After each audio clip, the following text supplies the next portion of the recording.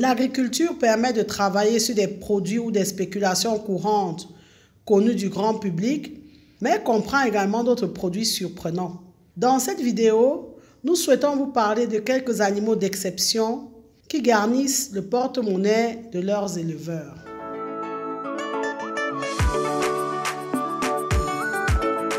Le bœuf de Kobe, c'est le caviar de la viande de bœuf. C'est une viande japonaise. C'est la meilleure viande du monde qui est obtenue grâce à des méthodes d'élevage qui bannissent autant le stress que l'exercice physique. La ville japonaise de Kobe dans la baie d'Osaka a donné son nom à cette variété de viande unique. Le bœuf de Kobe est considéré comme un trésor national au Japon et il est resté longtemps interdit d'exportation. C'est depuis peu qu'on peut le trouver sur les marchés américains ou européens, depuis les années à peu près 2012-2014. Le bœuf de Kobe, c'est un bœuf qui a du gras mais du bon gras. Et pour évaluer sa qualité, on va examiner ses marbrures, sa couleur, sa texture, sa fermeté, sa brillance. Et les sillons de graisse qui parsèment la viande là sont 3 fois supérieurs à ceux des autres races de bœuf. De prime abord, quand on voit la viande du bœuf de Kobe, on va se dire « Oh là là, c'est une viande grasse ». Mais c'est du bon gras. Donc son persillage, ce qu'on appelle persillage, c'est en fait donc ces sillons de graisse là qui parsèment la graisse. Donc son persillage est vraiment important. Il est 3 fois supérieur à celui des autres races de bœuf. Du coup, cette viande-là, c'est une viande d'exception. Comptez 130 000 francs CFA à 330 000 francs CFA le kilogramme, selon les morceaux. Et comment les éleveurs font pour obtenir une telle viande? Il y a un cahier des charges précis que l'éleveur doit suivre. Déjà, l'éleveur doit faire partie de l'association Kobe et élever donc les animaux en conformité. Le bœuf qu'il élève doit être issu d'une certaine lignée génétique appelée Tajima, donc d'une race appelée Wagyu Japanese Black, donc c'est japonais à robe noire. Et ce bœuf-là doit avoir été élevé dans une région précise, la région de Hyogo. Les femelles ne doivent jamais avoir porté de veau et les mâles doivent avoir été castrés. Et ce bœuf-là doit être abattu entre le 28e et le 32e mois. Et ceci uniquement par un boucher accrédité. Il faut savoir que l'âge minimum d'abattage d'un bœuf en général, c'est 24 mois. Donc là, on l'abat entre 28 et 32 mois. Et ce n'est pas n'importe quel boucher qui l'abat. Il y a une liste de bouchers accrédités à abattre ces bœufs-là. Leur alimentation est contrôlée. On les nourrit avec de la paille de riz, des céréales comme le maïs, le houblon, du soja, de la bouillie de semoule de malice. On leur donne de l'eau pure. Et après l'âge d'1 an, les animaux ne pâturent plus parce qu'on doit limiter leur stress. Et tout ceci va rendre donc leur viande encore plus grasse et encore plus délicieuse.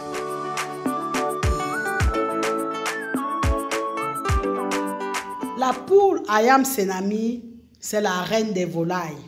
Elle est originaire d'Indonésie. C'est une poule naine qui est réputée pour sa beauté originale.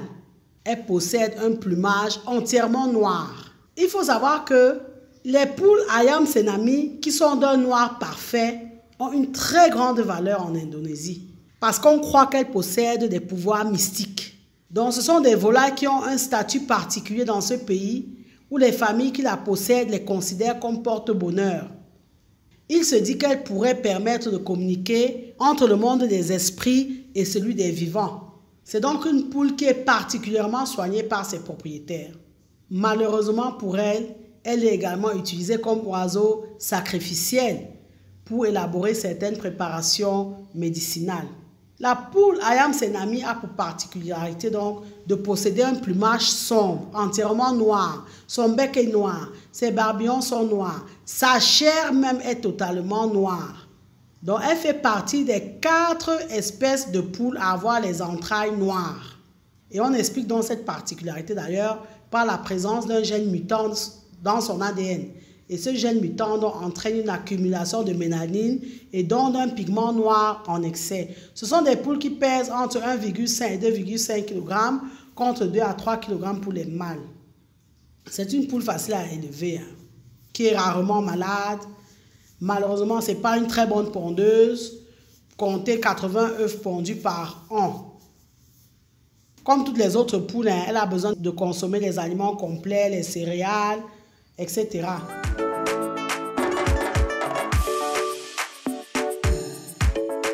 Le porc ibérique possède une taille moyenne qui ne dépasse pas généralement les 180 kg.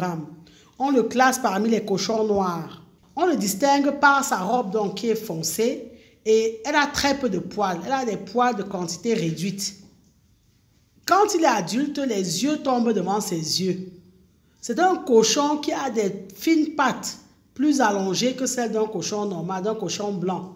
Et il faut savoir qu'elle a les ongles noirs. Ces ongles noirs complètent donc la liste de ses attributs atypiques. C'est une race de cochon qui est rare. Et la rareté s'explique par son mode de reproduction. En effet, les femelles des porcs ibériques ont non seulement moins de portée que les autres races, et en plus, elles ont moins de petits par portée.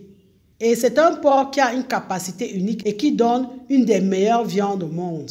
La qualité la plus appréciée de ce porc est que c'est le seul dont le gras infiltre aussi bien la viande, les muscles, pour lui apporter une saveur unique, une texture persillée et de grande qualité.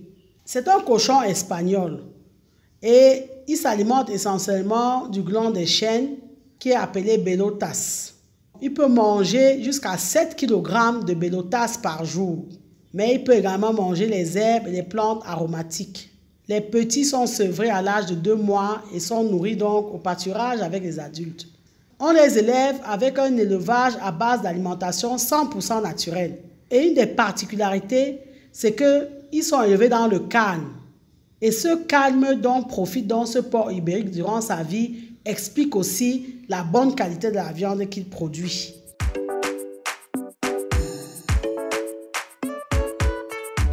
La poule araucana, c'est également une poule particulière. Elle est recherchée pour la couleur de ses œufs. Ses œufs sont bleus. La principale caractéristique de la poule araucana est due à l'un de ses gènes qui fait qu'elle pond des œufs très résistants. Des œufs dont la coquille a la particularité d'être de couleur bleu-vert. Donc ce sont des œufs bleus. La couleur hors de commun de ces œufs provient d'un pigment qui est contenu dans la bile de ces poules, appelé l'ocyanine. Et ces œufs-là, ce sont des très bons œufs qui ont la réputation de ne pas contenir ou alors de contenir très peu de cholestérol. C'est une poule rare. Sa reproduction n'est pas facile parce qu'elle a en plus une autre particularité, c'est qu'elle n'a pas de croupion. Donc pour se reproduire, ce n'est pas évident. Donc il y a une absence de croupion chez cette race de poule. Le croupion, c'est le derrière, hein. Donc, contrairement à la majorité de ses congénères, elle n'a donc pas de queue, elle n'a pas de derrière. Il existe plusieurs variétés de poules araucana qui diffèrent par leur couleur. Vous avez du blanc, du noir, du bleu, du saumon, etc. Donc, il y a plusieurs couleurs de ces poules-là. Mais sachez qu'elles pondent dans ces œufs particuliers-là, ces œufs bleus. Elle va pondre par an 200 à 250 œufs. Et le poids de ces œufs-là va avoisiner à peu près 50 grammes. Donc, ce sont des petits œufs. Ils sont plus petits qu'un œuf de poule classique. Sachant que l'œuf de poule classique tourne autour de 60 grammes.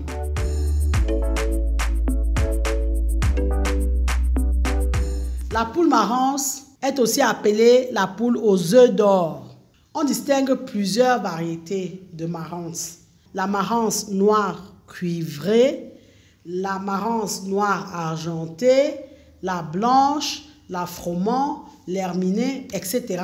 Mais la principale caractéristique de ces poules, et c'est ça qui fait d'ailleurs que c'est une poule qui est extrêmement prisée des éleveurs amateurs qui se l'arrachent à prix d'or, sa principale particularité donc est de pondre des gros œufs quasiment noirs. Donc ce sont des œufs d'un roux très prononcé, voire même marron chocolat. Donc, on parle des œufs un peu noirs. Hein. Ce sont des œufs qui sont plus gros que ceux pondus par les autres poules. Les œufs pèsent entre 70 et 80 grammes. Et on vient de voir, hein, la plupart des poules pondent des œufs qui sont en moyenne de 60 grammes. Et la production de leurs œufs est assez importante, avec à peu près 150 à 250 œufs produits par an. Et ces œufs-là sont très digestes. C'est une poule qui est classée dans le top 10 des meilleures races de pondeuses. Vous l'avez vu, il est également important de savoir ce qui se fait d'exceptionnel dans le monde de l'agriculture en général et de l'élevage en particulier. Intéressez-vous à ce genre d'animaux d'exception. Merci de liker, partager et commenter la vidéo si vous pensez qu'elle vous a été utile. Abonnez-vous à AgriTV Web et activez la cloche de notification pour ne pas manquer nos prochaines publications. Et rappelez-vous toujours que savoir est le point de départ, mais c'est agir qui fait et fera toujours toute la différence. Maintenant que vous savez, place à l'action.